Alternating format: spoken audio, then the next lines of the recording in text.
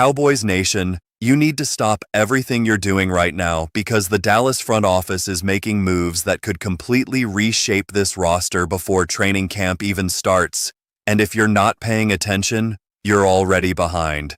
We've got multiple signings dropping, a potential game-changing veteran still sitting on the market, and an injury situation that just created a massive question mark on the offensive line. This is not a drill. Hit that subscribe button immediately and smash the notifications because we're breaking down Cowboys news every single day, and you cannot afford to miss what's coming next. Let's get into this. So Jordan Schultz breaks the news that Dallas has officially brought in Charles Snowden, and before you scroll past thinking this is just another camp body, let me stop you right there. This is a 6'6", 250-pound edge rusher who actually started 18 games for the Las Vegas Raiders over the past 2 seasons. Read that again, 18 starts. This isn't some developmental project they're hoping might pan out 3 years from now. This is a legitimate football player with real NFL experience walking into a building that desperately needs to add depth and competition to the pass rush rotation. And here's what makes this signing so fascinating. Snowden wasn't drafted. He came into this league as an undrafted free agent out of Virginia back in 2021, signed with the Bears, spent his entire rookie season grinding on practice squads, clawing his way up from absolute zero. Nobody handed this man anything. Everything he's gotten in this league, he's earned through pure effort and proving himself worthy when opportunities finally came. The Raiders gave him a shot in December of 2023, and over the next 2 years, he appeared in 31 games, logged those 18 starts, racked up 4.5 sacks and 8 tackles for loss. Now, I know what you're thinking. 4.5 sacks over 2 seasons doesn't exactly scream game wrecker, and you're right. But context matters here.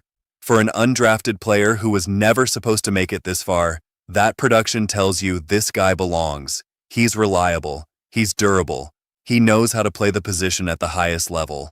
And when you look at what defensive coordinator Christian Parker is trying to build in Dallas, reliability and experience suddenly become extremely valuable commodities. Let's talk about what the Cowboys' pass rush looked like last season because the numbers are absolutely brutal. 35 sacks total for the entire 2025 season. Only 35. 6 teams in the entire league performed worse than that. Think about what that means when you're trying to compete in the NFC East against elite quarterbacks every single week. You cannot win championship football games when you can't get pressure on the quarterback. Period.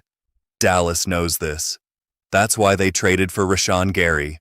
That's why they spent a first-round pick on Malachi Lawrence. That's why they're bringing back Dorrance Armstrong, who missed time last year with injury issues. On the surface, yeah, the pass rush looks significantly upgraded heading into 2026. But here's the reality that keeps defensive coordinators up at night. One injury. Just one awkward tackle. One bad landing. One collision that happens in the pile that you don't even see on the broadcast.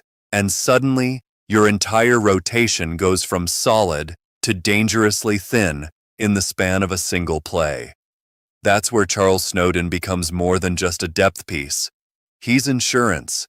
He's someone who can step into a starting role if disaster strikes and not completely crater your defensive game plan.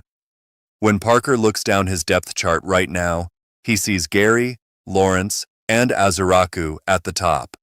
Then it's guys like James Houston, Sam Williams, Marist Liufau, and now Snowden all battling for those final roster spots.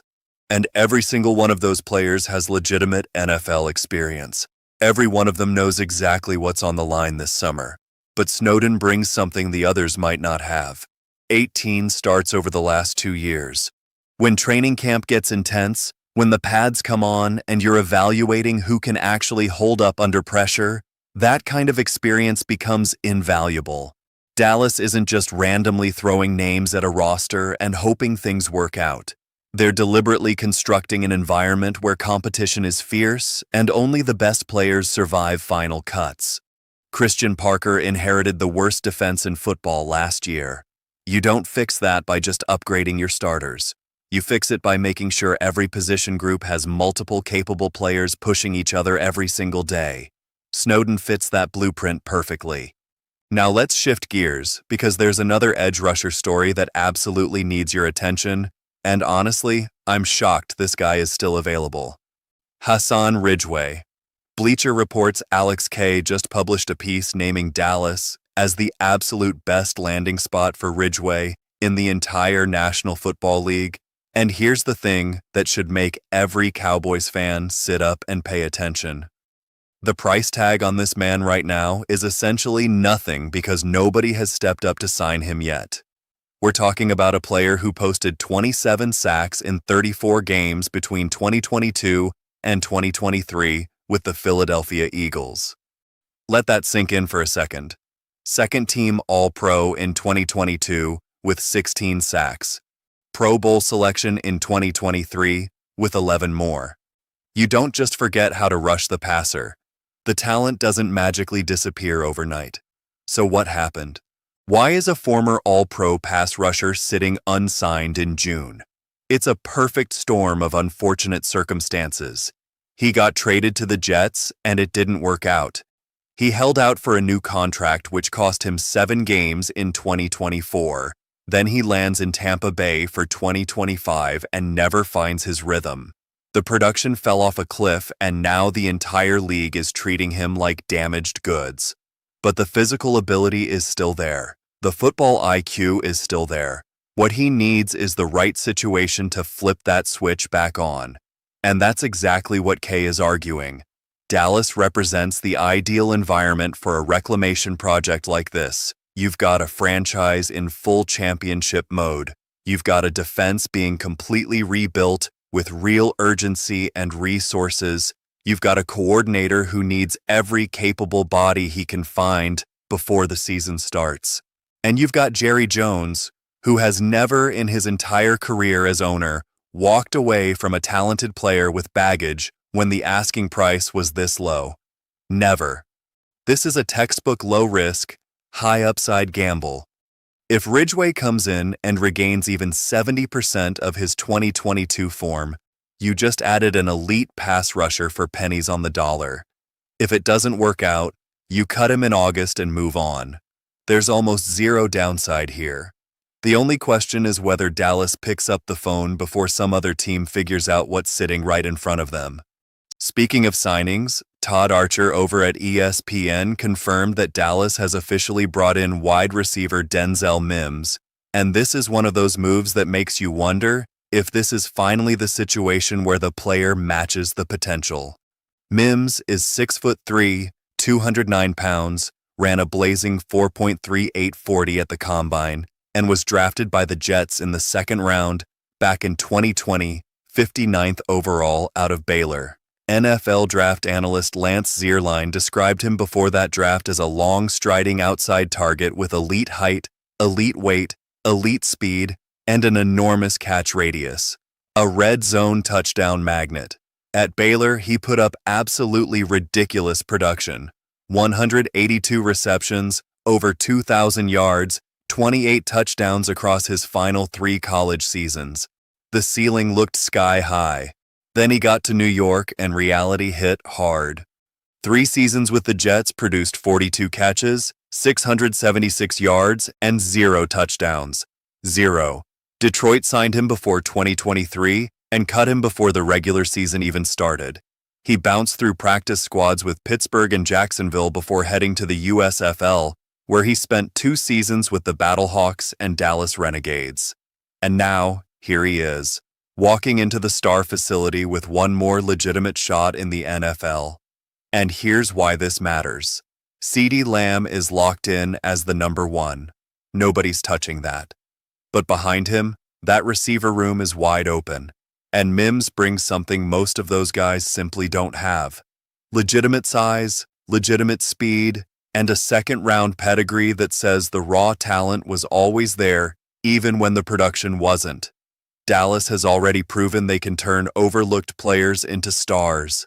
Brandon Aubrey came from the USFL and became an all-pro kicker. Kevontae Turpin went from that same league to becoming a dynamic returner and offensive weapon. The infrastructure exists. The coaching exists. The question is whether Mims is finally ready to put it all together. Dak Prescott throwing passes to a fully engaged, fully motivated Denzel Mims in this offense is not a small opportunity.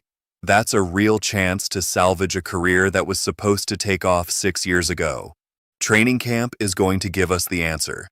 And we need to talk about the Matt Hennessy situation because this is more serious than it might appear on the surface.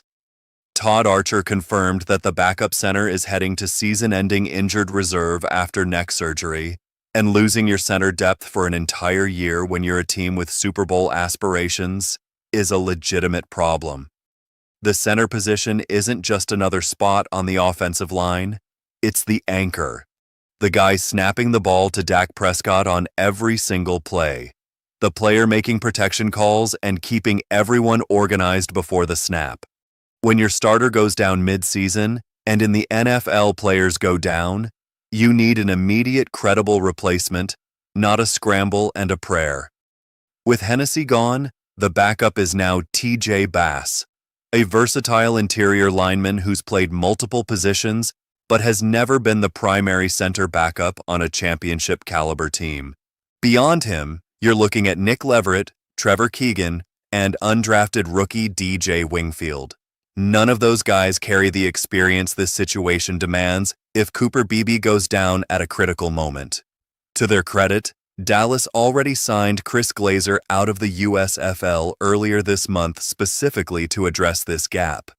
Glazer has previous ties to offensive coordinator Brian Schottenheimer, logged over 400 snaps this spring, and brings positional versatility. That was smart and proactive. But let's be honest, losing your backup center for the entire season when you've declared this is your championship window creates a vulnerability you cannot ignore. Dak Prescott is the engine. The offensive line is the protection. Anything that threatens that protection has to be solved before week 1, not scrambled for in week 4 when it's already too late. Here's the bottom line, Cowboys Nation. Dallas is building this roster with urgency and intention. They're not waiting for problems to arrive. They're addressing depth, creating competition, and making sure every position group is loaded with capable players. The edge rush is getting deeper. The receiver room is getting more talented. The offensive line depth needs to hold up under pressure. This is championship-level roster construction happening in real time, and we're covering every single move as it happens. If you're not subscribed, you're missing out. Hit that button right now. Drop your thoughts in the comments. Tell me what you think about these signings and whether Dallas should go after Ridgeway. This is your team. This is your channel. Cowboys Nation rides together. I'll see you in the next video.